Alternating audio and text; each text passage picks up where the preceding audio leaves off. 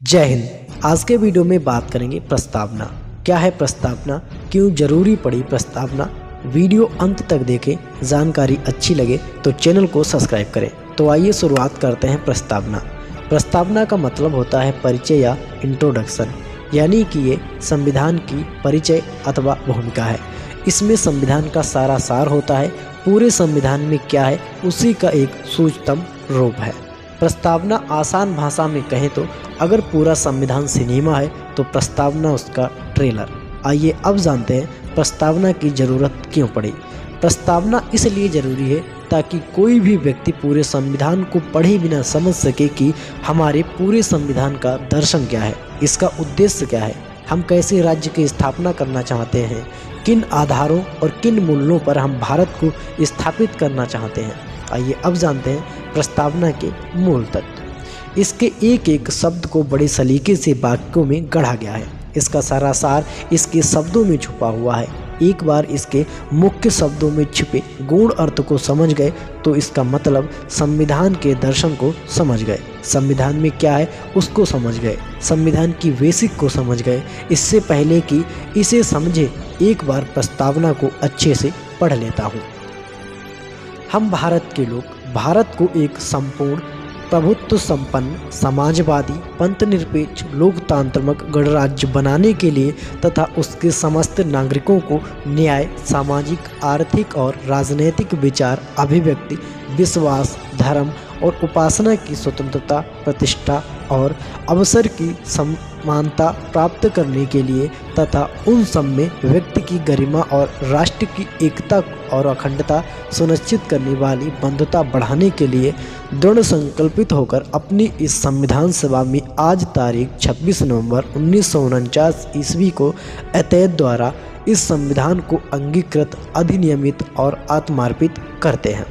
अब जानते हैं साथियों, प्रस्तावना को मोटे तौर पर हम 3 चीज़ों का पता चलता है जो कि संविधान के मर्म को समझाने में भी सफल होता है। पहला, संविधान के अधिकार का स्रोत, दूसरा संविधान की प्राकृतिक और तीसरा संविधान के उद्देश्य। आइए सबसे पहले जानते हैं संविधान के अधिकार का स्रोत। प्रस्तावना कहती है कि संविधान भारत के लोगों से शक्ति अधिग्रहित करता है, यानी संविधान की शक्ति का स्रोत भारत की जनता है। भारत की जनता को ही हम कहा गया है। प्रस्तावना के पहले कुछ शब्द हम भारत के लोग, we the people of India, a line Bharat में रहने वाले लोगों के महत्व के बारे में बताता है। मैं भारतीय लोगों की एकजुटता और सामूहिक सोच के बारे में बताता है। ये अन्य सभी पहचान के होते हुए भी पहले हम भारतीय हैं, इसको दर्शाता है। किसी संविधान के सफल होने का एक कारण यह भी है कि वहाँ के लोग संविधान में आस्था रखते हैं या नहीं। इस संदर्भ में प्रस्तावना की अंतिम लाइन इस प्रकार है, इस संविधान को अंगीकृत, अधिनियमित और आत्मार्पित करते हैं को देख लें तो ये सत्यापित हो जाता है कि हमने इस संविधान को खुद अपना लिया है।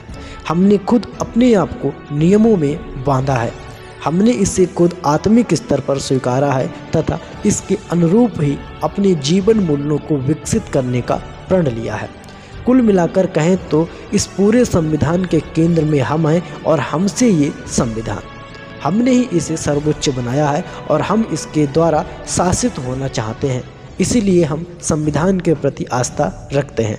आइए अब जानते हैं भारत की प्राकृतिक।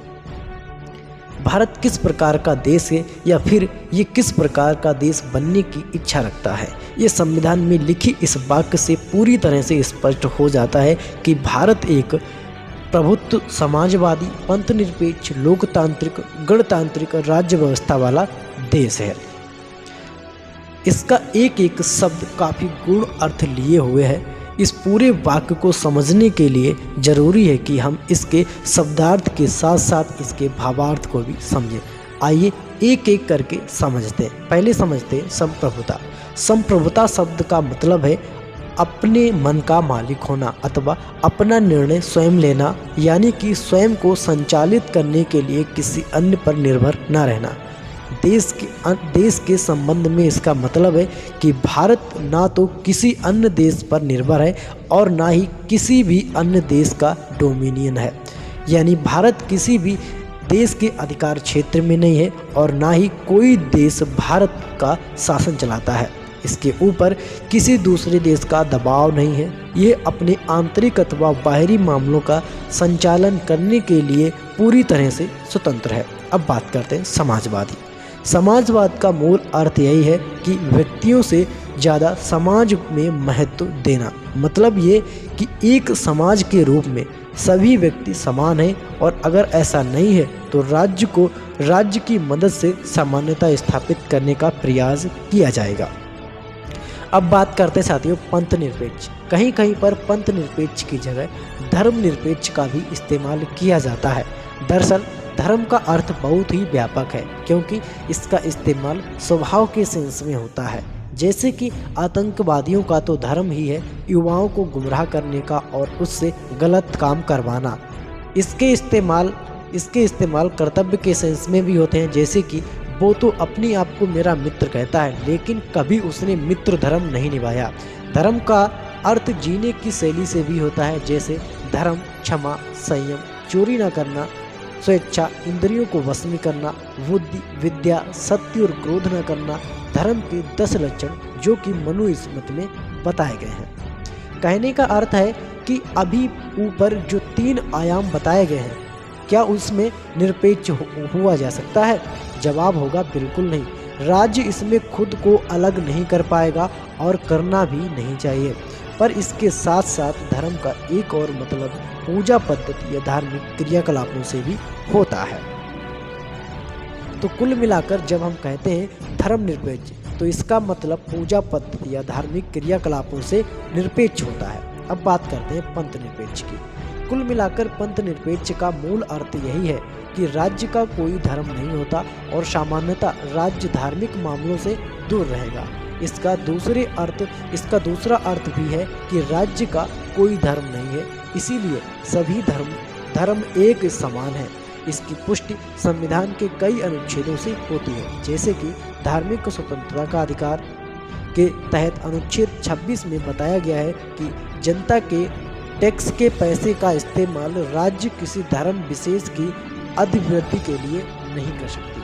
अब बात करते हैं लोकतांत्रिक। संविधान की प्रस्तावना में एक लोकतांत्रिक राज्य व्यवस्था की परिकल्पना की गई है, यानी कि जनता द्वारा चुने गए सरकार का शासन। यह व्यवस्था संप्रभुत्ता के सिद्धांत पर आधारित है, अर्थात सर्वोच्च शक्ति जनता के हाथ में है। अब बात करते हैं संविधान के उद्देश्य। प्रस्तावना के अनुसार न्याय, स्वतंत्रता, समता व बंधुता संविधान के उद्देश्य। इनको एक एक करके समझते हैं। ठीक है, इनको एक एक करके समझते हैं, आप इसको नोट करेंगे। अब जानते हैं सबसे पहले है आपका न्याय। न्याय लोकतांत्रिक व्यवस्था की एक मूल अवधारणा है। इसको सुनिश्चित करने हेतु प्रस्तावना में 3 रूपों में न्याय की बात कही गई है। पहली है आपकी सामाजिक, आर्थिक और राजनीतिक। सबसे पहले समझते हैं सामाजिक न्याय के अर्थ। सामाजिक न्याय के अर्थ एक भेदभाव रहित समाज की स्थापना। दूसरे शब्दों में कहें तो हर व्यक्ति के साथ जाति, रंग, धर्म, लिंग के आधार पर बिना भेदभाव के समान व्यवहार किया जाएगा। दूसरा है आर्थिक न्याय का अर्थ। आर्थिक कारणों के आधार पर किसी भी व्यक्ति को किसी भी प्रकार का भेदभाव नहीं किया जाएगा। अब है राजनैतिक न्याय का अर्थ। हर व्यक्ति को समान राजनीतिक अधिकार प्रदान होंगे, चाहे वो किसी सार्वजनिक दफ्तरों में प्रवेश की बात हो या फिर राष्ट्रपति बनने की। अब बात करते हैं स्वतंत्रता। स्वतंत्रता का मतलब है कि हर व्यक्ति को सोचने और सपने देखने की आज़ादी है। लोगों को अपने विचार रखने की आज़ादी है। किसी भी चीज़ पर विश्वास करने की आज़ादी है। किसी भी धर्म का चलन करने की आज़ादी है। अपनी इच्छा अनुसार पूजा पद्धति को अपना सकने की आज़ादी है। साथियों, इस वीडियो में हमने प्रस्तावना का ये टॉपिक कंप्लीट किया है। अगर आपको वीडियो और मेरे द्वारा दी गई जानकारी अच्छी लगी हो तो चैनल को सब्सक्राइब कर अपना जवाब दें।